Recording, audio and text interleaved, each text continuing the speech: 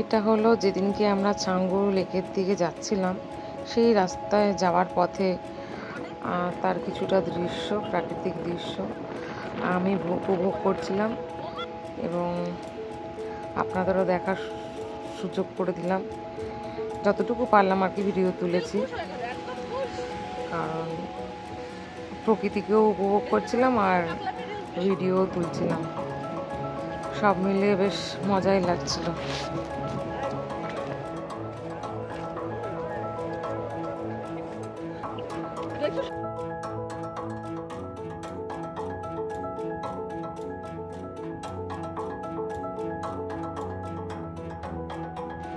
আমরা তখন পৌঁছে গিয়েছিলাম ছাঙ্গু লেকে।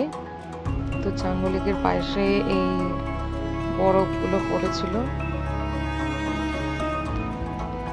যেটা নভেম্বর মাসে ফাঁকা ছিল। আমরা এই সাইডটা যেতে পারিনি, সময় হয়নি। আমরা এই সময়টায় আমরা রোপ চড়েছিলাম।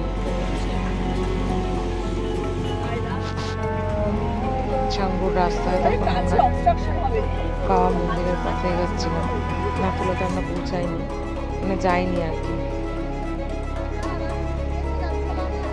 দিদিরা ছিলেন, ওরা খুব ভয় পাচ্ছিলেন, একটু জোরে চালালেই ভয় পাচ্ছিল যে ওদের বাড়ি ফিরতে হবে। বাড়ির লোকেরা সবাই ওয়েট করছে।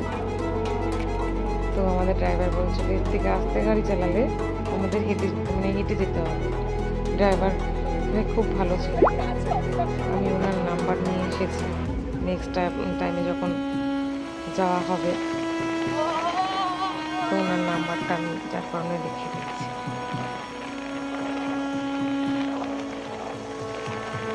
মোটামুটি চারিদিকটাই বরফ, খুবই ঠান্ডা লাগছিল, বেশ ভালো লাগছিল আর কি। ঠান্ডাটা বেশ ভালো লাগছিল। ভেবেছিলাম খুব ঠান্ডা লাগবে, সহ্য করতে পারবো না, কি হবে টেনশন ছিল। কিন্তু না, বেশ ভালো ঠান্ডা, মানে ঠান্ডাটাকে বেশ উপভোগ করেছি। কষ্ট হয়নি আমার, খুব একটা কষ্ট হয়নি। হয়তো নাথুলাতে গেলে হয়তো হতো।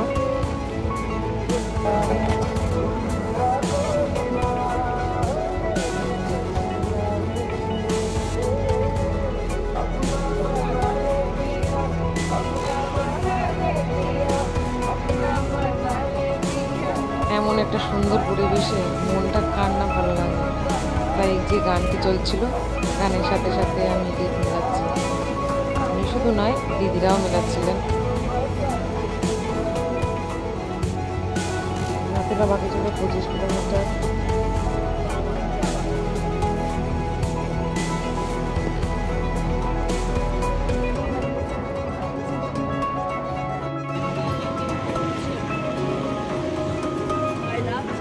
চারিদিকে সাদা চাদরে ঢাকা।